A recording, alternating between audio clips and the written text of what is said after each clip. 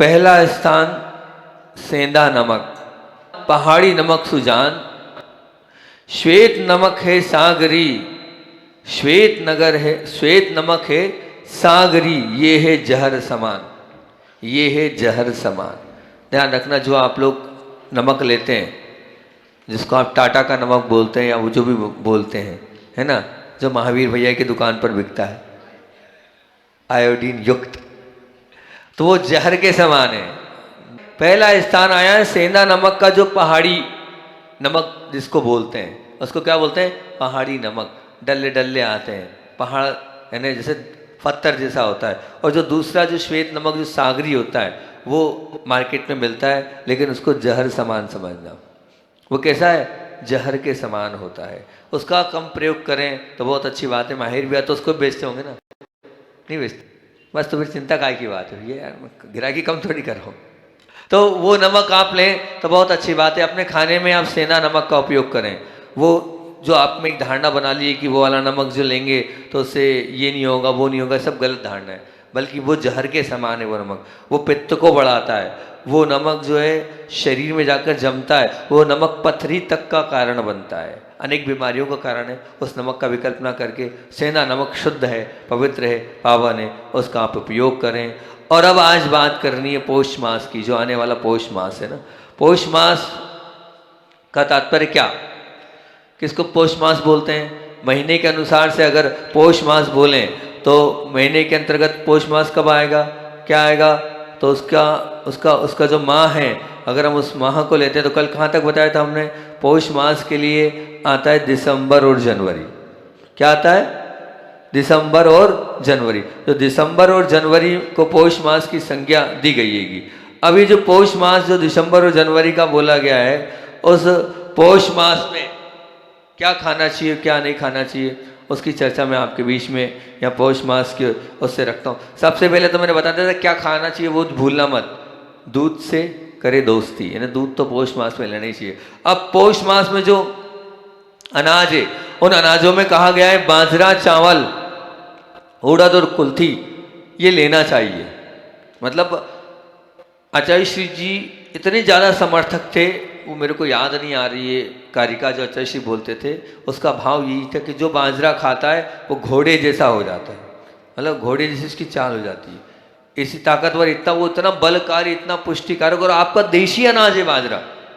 बाजरा जो है देशी अनाज है, और आप उसको इतना सा खाओगे और इतना सा खाते ही उस बाजरा के माध्यम से आपके अंदर इतनी तंदुरुस्ती, इतनी ताकत, इतना बल, इतनी ऊर्जा आ जाएगी कि आप मान के चलना। हम आपको एक बीच का संस्मरण सुना रहे बाजरा का, कि बाजरा की एक बात बता रहे हो।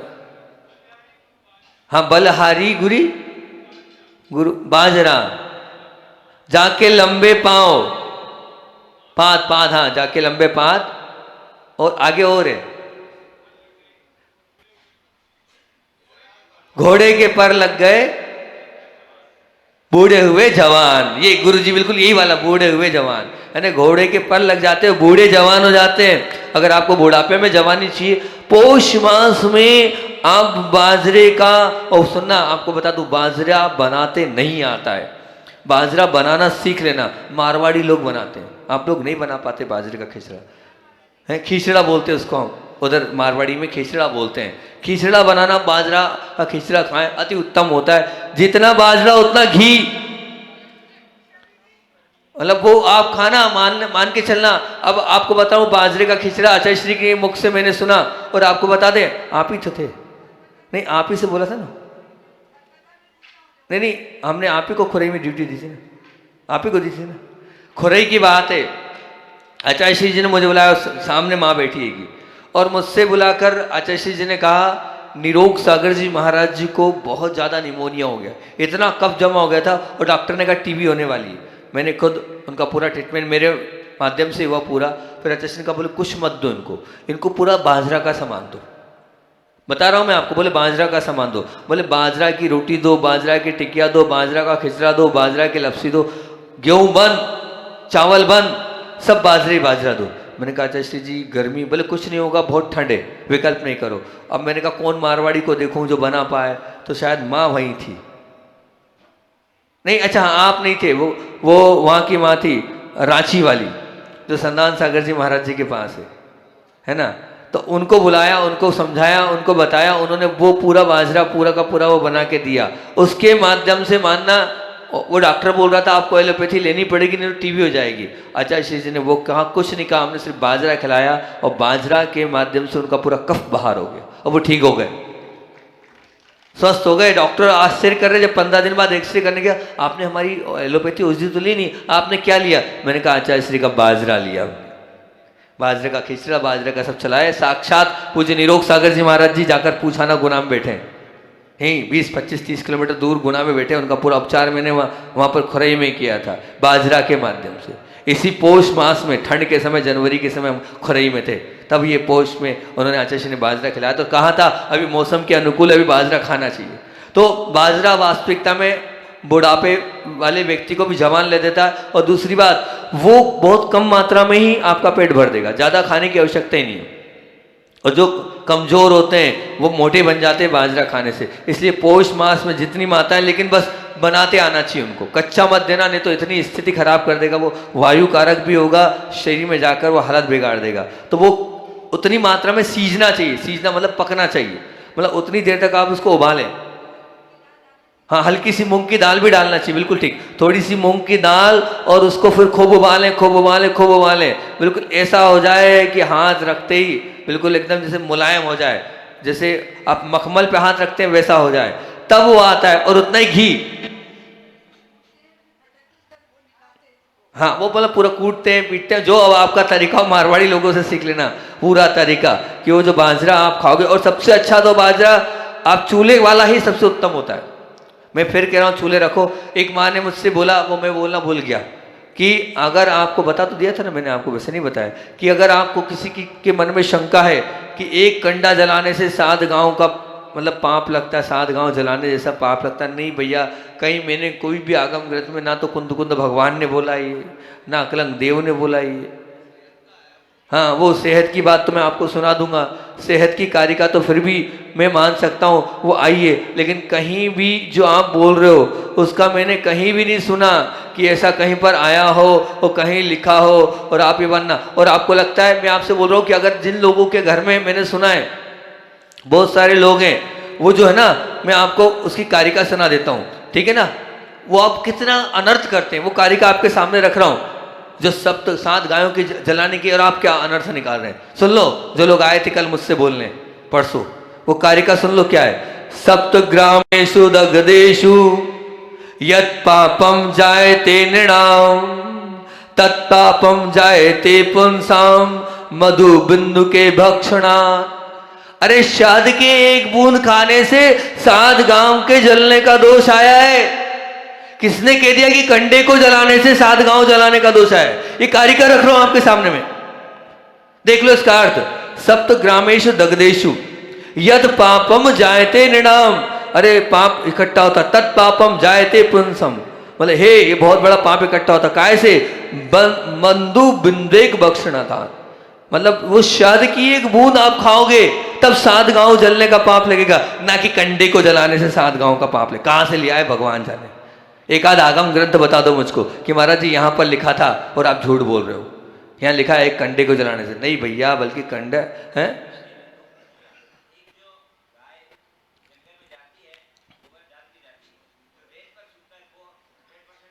हाँ बिल्कुल नहीं भैया, नहीं उसमें भी तरीका बताते, मेरी बात सुनिए भैया जी, उसका भी तरीका बताता हूँ। छत्तीसगढ़ में माँ ने बताया, बोले अगर हम उसमें गेहूं का भूसा डाल देते हैं जीव पड़ेंगे ही नहीं। चावल का भूसा, गेहूं का भूसा, जो आप उसमें मिला दो, अगर आप मिक्स करके वो कंडा बनता है, कहीं से लेके कहीं तक उसमें जीव नहीं पड़ते हैं। आप मान के चलें, धारणा क्या बता, क्यों आपने कहां से बुला लिया, कौन ने ऐसा बोल दिया, और आपने उस कंडे को बंद कर दिया। उस कंडे की रोटी, उस कंडे का दूध, उस कंडे की दाल, उस कंडे की सब्जी इतनी सुंदर, इतनी पकी हुई बनती है, एकदम मंद आंच में दूध पकता है, मंद आंच में बिल्कुल। पर आपकी क्या धारणा बन गई है, कौन ने ऐसा बोल दिया है कि नहीं कंडे की बाटी नहीं खाना, 7 गांव के जलाने का दोष लगेगा। मुझे वो कहीं लिखा हुआ दिखा दे, कोई आगम ग्रंथ में बता दे, मैं स्वीकार कर लूंगा। भैया मैंने नहीं पढ़ा, बहुत अल्प बुद्धि हूं मैं, आप लोग बताओ, लेकिन ये गलत है। तो आप लोग ध्यान रखना, मैं आपसे बोल रहा हूं, आप कंडा जलाना, उस घर में जीवों की मात्रा दीमक नहीं होगी, उस घर में दीमक नहीं होगी, उस घर में चींटियां नहीं होंगी, उसमें चींटियां नहीं होगी। बहुत सारे लोग बोलते हैं हमारे चींटियां खूब निकलती, हमारे छोटे छोटे जीव ज्यादा होते हैं। जिस घर में कंडा जलेगा उस घर में ध्यान रखना कहीं, और यहाँ तक कि मैं तो इतना बोलता हूँ कि अपने आप में वो इतनी पावरफुल ऊर्जावान वो धूप होती है, एक प्रकार से धूप हो गई। अब ये धूप खेते हैं हम, धूप से क्या पूरा वातावरण निर्मल पवित्र बन जाता है। आप धूप मत क्यों, आपके घर में वो कंडे की अग्नि जला लो, आप अपने आप धूप से बराबर है। ऐसा हालांकि अपने आता नहीं है, पर समर्थन नहीं कर रहा हूँ, पर मैं आपको बता रहा हूँ कि जो हिंदू संप्रदाय में, वैष्णव संप्रदाय में धूप, मतलब जब उनके यहाँ वो पूछते हैं, देवता पूछते हैं, तो कंडा जलाते हैं वो, और उस पर होम करते हैं वो। कोई तो हेतु होगा कंडा जलाने का, क्यों वो कर रहे हैं, अपन उसका समर्थन नहीं कर रहे, लेकिन एक बता रहे हैं इस पर प्रक्रिया आपको कि वैसा करते हैं वो, आप मान के चलना। इसलिए ये बात धारणा निकाल देना कि कंडा जलाने से या कंडे के ऊपर की हमें वस्तु नहीं खाना, मैं कह रहा हूँ खाना चाहिए, वो पक्व है और वो बहुत सफलदायी है शरीर के लिए। तो बाजरा, बात चली थी बाजरा पे, बाजरा पका हुआ होना चाहिए। दूसरी बात, जब आप बाजरे की रोटी खाओ तो इतनी सिकी भी होना चाहिए, कच्ची नहीं होना चाहिए। आप लोगों को नहीं बनाते आती बाजरे की रोटी, बाजरे की रोटी एकदम पकी होना चाहिए। और बाजरे की रोटी खा रहे हैं तो उतना ही मात्रा में घी लेना, तभी उस बाजरे की रोटी को पचा पाओगे, नहीं तो नहीं पचा पाओगे। तो बाजरा अनाज के रूप में पौष मास में सब दादी माँ लोग, माता लोगों से मैं कह रहा हूँ, अपने घर में आप दो। कफ होगा ही नहीं, सर्दी हो गई नहीं, आप 1-2 महीने आप ये बाजरा खिला देना। जिनको सर्दी होती साल भर कि भैया नज़ला जमा ही रहता है, जुकाम बना ही रहता है, हमेशा हम परेशान ही रहते हैं, आप कुछ नहीं करना, पूरा कफ बाहर कर देगा। आपके सामने निरोग सागर जी का उदाहरण मैंने और भी महाराज जी को कराया है, बाजरा। तो बाजरा, फिर उसके बाद चावल, उड़द और कुल्थी। उड़द को खा सकते हैं इस समय, क्योंकि ये जो है पुष्टिकारक समय होता है, बल कारक समय होता है, तो आप उड़द को खाएं, कुल्थी खाएं। फिर उसके बाद सब्जियों में टमाटर, ये जो मूली के पत्ते बोल रहे हैं मैं तो उसके लिए नहीं बोल रहा हूँ, सहजन की फली इस समय खाना चाहिए। मटर, मतलब वो जो आती है, क्या बोलते हैं इसको, मटर ही बोलते हैं ना, बटरा, बटरा लें आप, है ना। और पालक का ऐसे बोला, पर मेरा समर्थन तो नहीं। फल में सूखा नारियल, इस समय सूखा नारियल चबा चबा कर खाएं आप, बहुत अच्छा रहेगा इस समय। पपीता इस समय लेना, संतरा, अंगूर, मतलब सूखा भी लें गीला भी लें इसमें, नारियल में तो सूखा, अंगूर, अनार, अमरूद और आंवला, ये वस्तुएं आपको इस समय लेने योग्य। मसाले में काली मिर्च, हींग, मेथी, अजवाइन, सौंठ, हल्दी, पुदीना। हल्दी के विषय में एक बहुत अच्छी बात आगे बताऊंगा अभी। हल्दी, पुदीना, फिर उसके बाद लौंग, पतली दालचीनी, केसर, पीपरा मूल, हरी मिर्च, लाल मिर्च, जायफल और सावित्री, इन वस्तुओं को लेना चाहिए। मतलब एक जावित्री करके एक पदार्थ होता है, बहुत कम मात्रा में लेना, बहुत गर्म होता है, लेकिन शरीर के बहुत सारे तत्वों की पूर्ति जावित्री करता है। एक औषधि रूप में होता है वो, उसको भोजन नहीं मानना, लेकिन हल्का मसाला, मतलब मसाले के रूप में होता है मसाला भोजन नहीं होता है, तो बहुत कम मात्रा में लेना, तो वो बहुत अच्छा रहता है। तो पीपरा मूल भी इस समय लेना चाहिए। पीपरा मूल भी एक प्रकार की औषधि होती है, आप समझना, बड़े बूढ़े लोग आपको बता देंगे, पीपरा मूल, है ना। लाल मिर्च भी इस समय थोड़ी बहुत लेना चाहिए, क्योंकि गर्मी हमें शरीर में चाहिए। जायफल, बहुत कम मात्रा में जायफल का सेवन करना चाहिए, और यहाँ तक कि जायफल का लड्डू, आप थोड़ा जायफल लड्डू में डाल लें तो अति उत्तम हो जाएगा। और जावित्री, अन्य आप और क्या लेना चाहिए, तो देशी गाय का दूध, घी अच्छी मात्रा में लो, छेना खूब भर भर के खाओ, श्रीखंड, मसाले वाला दूध का तात्पर्य क्या है, काजू है, पिस्ता है, बादाम है, अखरोट है और केसर है, इसको डालो। मसाले वाला दूध इस समय लेना चाहिए, बहुत लाभकारी होता है, बच्चों को पिलाएं आप, लेकिन कौन सा, कंडे वाला, मैं तो कंडे का समर्थक कर रहा हूँ, है ना। दही बहुत अच्छे से खाना है आपको, दही पौष मास में। ठंड में बोलते कब बढ़ेगा, नहीं, बिल्कुल नहीं, खूब अच्छे से दही लें, लस्सी लें, गुड़ लें, गुड़ की खांड लें, बहुत बढ़िया रहेगा। सेंधा नमक, काला नमक, खमीर वाली चीज़ें मैं मना कर रहा हूँ, पर इस समय खमीर वाली चीज़ों की आवश्यकता शरीर में रहती है, वो आप ले सकते हैं। जलेबी बोलते हैं उसको, है ना, जलेबी बोलते शायद उसको ना, तो जलेबी आदि हैं। और बादाम, अखरोट, हर बार भिगो के बोला, अभी आप बिना भिगोए खाएं, इसमें चबा चबा के खाएं खूब अच्छे से। बादाम है, अखरोट है, काजू है, पिस्ता है, चिरौंजी है, खजूर है, ये सब ड्राई फ्रूट्स खूब खाएं आप। तिल है, तिल भी खाएं, सरसों, अलसी व इनका तेल। इस समय खूब अच्छे से सरसों का तेल का सेवन करें आप। सरसों के तेल में ही आप सब्जी बनाएं, अलसी के तेल में आप जितना प्रयोग कर सकते करें, क्योंकि बहुत गर्म होता है सरसों और अलसी का तेल, लेकिन इस समय लेना चाहिए, ठीक है ना। मूंगफली का सेवन खूब करें गुड़ के साथ, जितना ज़्यादा गुड़ के साथ आप गुड़ पट्टी खा सकते हैं खाएं, और नारियल भी आप नहीं खाना। ये अन्य बता दी, कम खाएं। क्या कम खाएं? गेहूं कम खाना। मैंने कभी गेहूं के लिए बोला ही नहीं कि गेहूं ज़्यादा खाएं, है ना। गेहूं कम खाएं, तुअर कम खाएं, लौकी कम खाएं, करेला, लौकी यूं तो खाना लेकिन इस समय नहीं खाना है, करेला कम खाएं, जीरा कम खाएं। उस अभी वाले मास में तो खाना ही नहीं है, अगले मास में भी कम खाना है जीरा, है ना, क्योंकि बहुत ज़्यादा ठंडा होता है जीरा, उसे बिल्कुल ना लें। सज्जी खार, इलायची कम खाएं, सौंफ कम खाएं, मूंगफली का तेल, मूंगफली खूब खाएं लेकिन मूंगफली का तेल कम खाएं। छाछ, तो छाछ बहुत अच्छी होती है लेकिन इस समय छाछ नहीं लेना चाहिए। दही लो, छाछ मत लो। दही के लिए कह रहे हैं लेना, देखो ध्यान से सुन लो, लेकिन छाछ के लिए कह रहे हैं मत लेना, मतलब लेना तो लेकिन कम लेना। छाछ, पनीर कम लें, छेना लो लेकिन पनीर कम लो, ठीक। नींबू कम लेना है, किशमिश और मनुक्का भी इस समय जो है कम लेना है। किशमिश मनुक्का की जगह उन्होंने क्या बोल दिया, बादाम अखरोट ये खाओ, और इस समय किशमिश और मनुक्का कम खाओ। तो बिल्कुल आप ये आपको ध्यान रखना चाहिए इन चीज़ों का, उसी हिसाब से खाना पीना चाहिए। अब ना खाएं बहुत ध्यान से। एक ही माँ है, जब स्पष्ट रूप से मना आ रहा है, जौ हर माह हमें बोला खाने को, इस पौष माह में जौ का सेवन मत करना।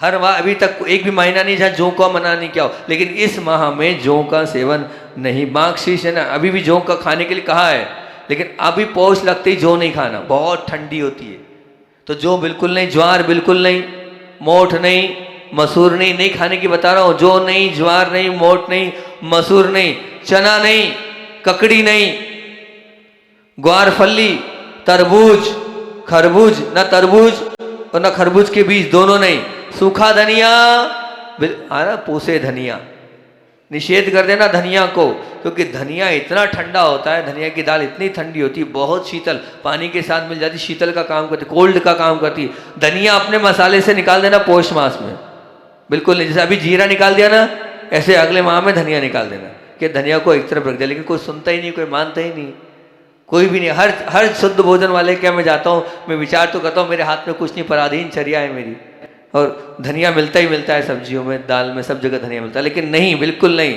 इमली बिल्कुल नहीं, इमली भी नहीं लेना है पौष में। मीठा नीम बिल्कुल नहीं लेना है। रिफाइंड तेल, वनस्पति रिफाइंड तेल के उसमें एक प्रवचन करूंगा मैं आपके बीच में, पूरा एक प्रवचन, अभी नहीं।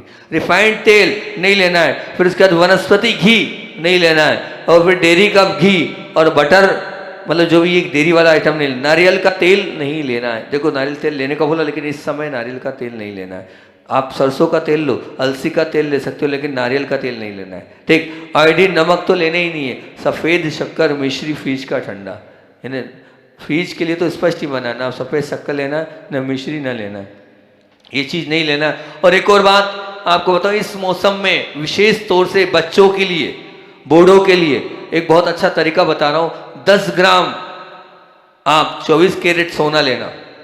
क्या लेना है कि नहीं सोना? वैसे सब करोड़पति आरण वाले तो सबके घर में सोना है।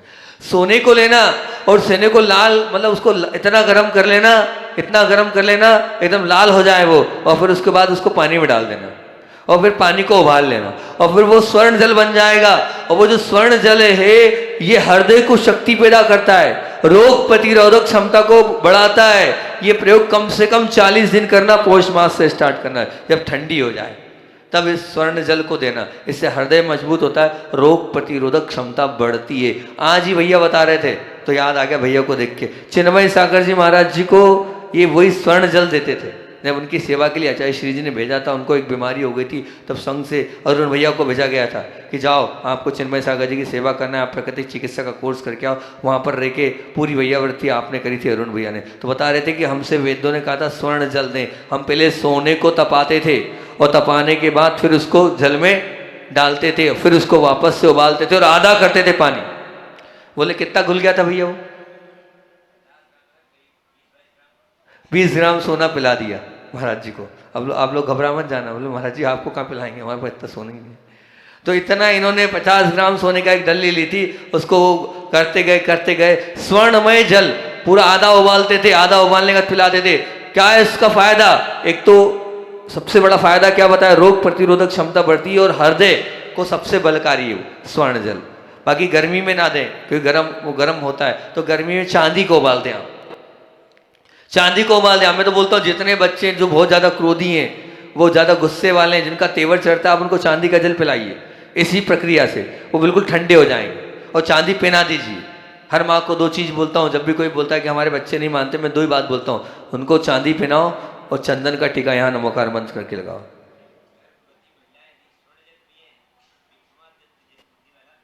बहुत बढ़िया। भैया बोल रहे हैं, सुंदर सी बात बता रहे हैं कि अगर जितनी गर्भवती माँ है, कहाँ संस्कार की धर्मपत्नी बैठी है क्या?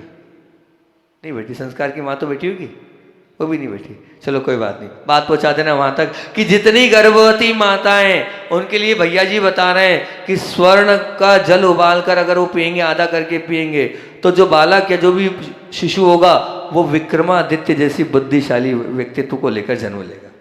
ऐसी बात भैया जी बता रहे हैं। तो आप उस चीज़ को भी लेंगे तो बहुत अच्छी बात है कि तो बहुत अच्छा रहेगा। तो ये पौष मास का मैंने आपको बता दिया।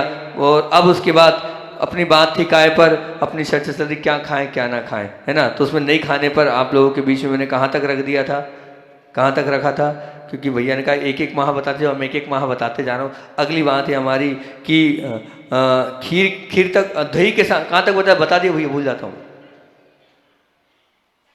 नहीं, दही तक बता दिया था ना हमने। अब खीर भी बताई थी। हाँ, खीर के साथ। अब खीर जब आप अगर बना रहे हो, सबके घर में खीर बनती है, ऐसा कोई घर नहीं जहाँ खीर नहीं बनती, हर घर में खीर बनती है। खीर विशेष भारत की एक, कहना चाहिए कि एक मिष्ठान है, पकवान कह दो, मिष्ठान ही कह दें। तो वो खीर के साथ बहुत ध्यान रखना कि क्या नहीं खाना, खीर के साथ भी नहीं और आगे पीछे भी नहीं, खटाई बिल्कुल भी नहीं खाना, उसमें दही और नींबू आदि तो एकदम निषेध। जिस दिन खीर खाओ उस दिन दही नहीं खाओ, जिस दिन खीर खाओ उस दिन नींबू को दूर रखो आप। अब ये दही में एक बात ध्यान रखना, किसी का प्रश्न हो सकता है हम तो खाते आए हैं, बहुत सारे लोगों का प्रश्न हो सकता है हम तो खाते आए हैं। तो मैं बार बार बोलता हूँ, जो व्यक्ति बहुत ध्यानी हो, जो व्यक्ति बहुत प्राणायाम आसन करता हो, जो व्यक्ति बार बार खाता हो, वो आदी हो गया हो तो उसको शरीर को एडजस्ट कर लेता है। लेकिन बाकी सामान्य से तो जो थोड़ा बहुत भी इम्यूनिटी पावर जिसकी कमज़ोर हो, जिसको आदत नहीं हो, उसके लिए हानिकारक ही रहेगी ये सब चीज़ें।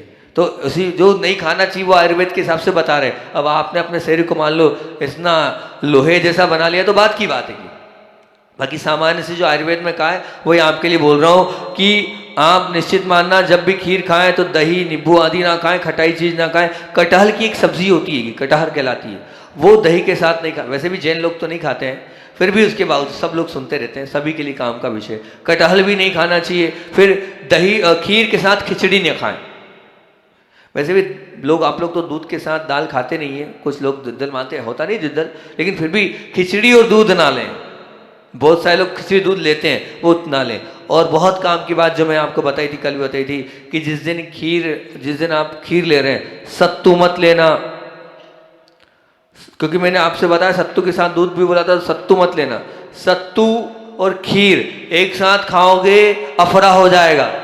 मैंने अपना साक्षात उदाहरण आपको कल परसों दिया था, अफरा हो जाएगा सत्तू और दूध एक साथ करोगे तो। और आज आगे पीछे कर लिया तो तुरंत होता है।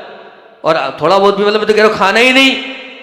जिस दिन सत्तू खाओ उस दिन दूध को एक तरफ रख दो, आवश्यकता नहीं है दूध की। तो सत्तू और खीर के लिए मना कर रहा हूँ। और जिस दिन दूध लो, खीर लो, तो वैसे तो आप लोग नहीं करते हो, बहुत अच्छे जैन लोगों, फिर भी कोई भरोसा तो नहीं आपको। उस दिन शराब मत पीना, ड्रिंक मत करना, ठीक है ना। खीर के साथ ड्रिंक बिल्कुल मत करना, जहर का काम करता है? पूरी दुनिया तो सुन रही है ना कि आरोन वाले भी बहुत सारे होंगे भैया, गुदड़ी के लाल, जो अंदर ही अंदर क्या करते होंगे मुझे क्या पता। यहाँ नमोस्तु कर रहे हैं, जय जयकारा कर रहे हैं, और वहाँ जाके क्या पता क्या करते होंगे। तो बोल तो दिया मैंने, किसी का नाम तो नहीं ले रहा हूँ मैं। तो क्या, जब खीर खाओ कम तब ध्यान रख लो कि जब हम जिस दिन शराब पिए उस दिन खीर ना खाएं, जिस दिन खीर खाएं उस दिन शराब ना पिए। इतनी बात तो आप स्वीकार कर लो तो बहुत अच्छी बात हो जाएगी। ये मैंने दूध के साथ आपको पूरी चीज़ बता दी। अब उसके बाद बता रहा हूँ शीतल जल के साथ। शीतल जल के साथ मतलब ठंडा जल आप पीते हैं, सब पीते हैं, मैं कितना ही बोलूँगा तब भी आप मानने वाले नहीं, लेकिन नहीं पीना है ठंडा जल बहुत हानिकारक है, फिर भी अगर आप पी रहे हैं तो इतना ध्यान रखें कि जब ठंडा जल पिए तो अगर आपको टॉन्सिल से बचना है, थायराइड से बचना है, आपको नाक कान गले की बीमारी से बचना है, तो जब ठंडा जल पिए तो घी और तेल ना लें। ठंडे जल के आगे पीछे घी ना लें, ठंडे जल के आगे तेल ना लें। इसलिए अब वो अगर ऐसा भी है कि आप ठंडी मतलब पूड़ी ले रहे हैं, तली हुई चीज़ ले रहे हैं, तली हुई चीज़ के ऊपर आप निश्चित मान के चलना, आप अगर लोगे पानी ठंडा जल लोगे तो वो नुकसान करेगा। गले से संबंधित पूरी बीमारियां, श्वास से संबंधित पूरी बीमारियां आपको होगी, फेफड़े से संबंधित बीमारियां होगी। तो आपको क्या करना है, जब ठंडा जल ले रहे हैं तो घी और तेल लेना नहीं, ठंडा जल ले रहे हैं तरबूज नहीं लेना, आगे पीछे भी नहीं लेना, तरबूज का सेवन नहीं करना। अब उल्टा ही होता है, गर्मी में तरबूज और साथ में फिर ऊपर ठंडा जल लेते हैं। और अमरूद बिल्कुल नहीं, हमारे तो बोलते थे जाम खाया है पानी मत पीना खांसी हो जाएगी, पूरा फेफड़ा खराब हो जाता है उससे। तो जब भी आप जाम खाएं, अमरूद खाएं, आगे पीछे पानी बिल्कुल ना पिए, बिल्कुल ध्यान रखें इस चीज़ का। खीरा ककड़ी के ऊपर पानी बिल्कुल नहीं, अगर खीरा लिया है, ककड़ी आपने खाई है तो निश्चित रूप से मान के चलना, अगर आपने वो लिया है तो नुकसानदेह है, तो खीरा भी आपको बिल्कुल नहीं लेना है, ककड़ी भी आपको बिल्कुल नहीं लेना है। और खीरा या मतलब पानी के साथ आगे पीछे बहुत अंतर कर दो, कोई दिक्कत नहीं। खीरा लेना है सब्जी ले लो, ककड़ी लेना है ककड़ी की सब्जी ले लो, कोई मना नहीं, उबल जाए वो, पर सामान्य से वो जो खीरा ककड़ी का सलाद रूप से पानी के साथ नहीं लेना। मूंगफली, हाँ ध्यान रखना, तुरंत खांसी, आप तो बहुत समझदार है नहीं लेते हैं, मूंगफली के ऊपर पानी बिल्कुल नहीं। अटैक आ गया, भैया बता रहे हैं कि एक केस ऐसा हुआ, मूंगफली खाई और उसके ऊपर पानी पिया, उनको अटैक आ गया, पूरा चोक हो जाता, फेफड़े चोक हो जाते हैं उससे, बहुत बुरी तरीके से खांसी चलती है वहाँ पर। तो मूंगफली के ऊपर ऐसी कुछ क्रिया होती है कि शरीर में कि जो जाकर जो एक हमारे फेफड़े पर सीधा अटैक करती होगी। तो मूंगफली पर पानी बिल्कुल नहीं पीना, इस बात को विशेष रूप से आपको ध्यान रखना है। हाँ नहीं तो आप गड़बड़ में आ जाएंगे। चिलगोजा एक होता है खाने वाला ड्राई फ्रूट्स, इस चिलगुजे के साथ भी पानी का सेवन नहीं करना, ठीक। और गर्म पदार्थ, जो गर्म पदार्थ आदि होते हैं, मतलब जितने गर्म, जिनकी तासीर गर्म होती है, उन गर्म तासीर वाले पदार्थों के साथ भी आपको विशेष रूप से ध्यान रखना है। इस जल आदि का, ठंडे जल आदि का सेवन नहीं करना है। मैं बहुत बार बोलता हूँ, मैं तो बहुत इन्फेक्ट हो जाता हूँ, मैं ठंडी चीज़ खा ही नहीं सकता हूँ। मुझे अगर ठंडी चीज़ दी जाती तो मेरा गला पूरा ख़राब हो जाता है, कंठ पूरा बैठ जाता है, टांसिल मेरे बढ़ जाते हैं, मेरी शरीर को आदत ही खत्म हो गई ठंडे खाने की। आप लोग अगर ठंडा खिला देते हो तो मैं क्या करता हूँ, छाछ भी कोई ठंडी आती तो मैं कहता हूँ पानी मिला दो भैया, कोई ठंडा पानी आता तो पानी गर्म मिलवा लेता हूँ, क्योंकि आदत ही वैसी हो चुकी है मेरी इस 20-25 साल में ठंडा खाने की। पहले ये आदत थी कि ठंडे के बिना अंदर घुसता नहीं था, और अब आदत ऐसी है कि ठंडा आ जाता है तो बीमार हो जाता हूँ। आप अपना शरीर को जैसा डालेंगे वैसा वो निश्चित रूप से ढलता चला जाएगा। तो ये शीतल पेय, शीतल जल के साथ घी नहीं लेना, तेल नहीं लेना, तरबूज नहीं लेना, अमृत नहीं लेना, खीरा नहीं लेना, ककड़ी नहीं लेना, मूंगफली चिलगोजा नहीं लेना, गर्म पदार्थ आदि का सेवन नहीं करना। अब लेना तो गर्म जल या गर्म पेय के साथ क्या नहीं लेना, गर्म जल, ये बहुत महत्वपूर्ण है, व्रतियों के काम का है ना। त्यागी व्रती लोग गर्म जल ही लेते हैं, सब लोग गर्म जल का ही सेवन करते हैं। दूध नहीं खाना, मूली नहीं खानी, और पानी आदि का सेवन स्वास्थ्य के लिए हानिकारक है। ये हम लोग के घर में हमेशा रहती है खरबूजा, ये खरबूजा बड़ा हानिकारक बड़ा है। किसके, इन सब के साथ। लहसुन मेरे ख्याल से नहीं खाते होंगे आप लोग, नहीं खाते, वो बोल रहे खाते हैं। आप खरबूजे के साथ लहसुन मत खाना, जब खरबूजा खाओ दही मत लेना, जब खरबूजा लो तो दूध नहीं लेना। मूली के पत्ते, जिसको पालक बोलते हैं ना, अच्छा मूली के पत्ते अलग होते हैं, वो नहीं लेना। और पानी आदि का सेवन स्वास्थ्य के लिए हानिकारक है। मेरा समय पूरा हो गया है। बोधि समाधि परिणाम शुद्धि शात्वोपलब्धि शिव के सिद्धि चिंता बड़ी चिंतित वजदाने तम बद्ध मानस शिवमास्तु देवी।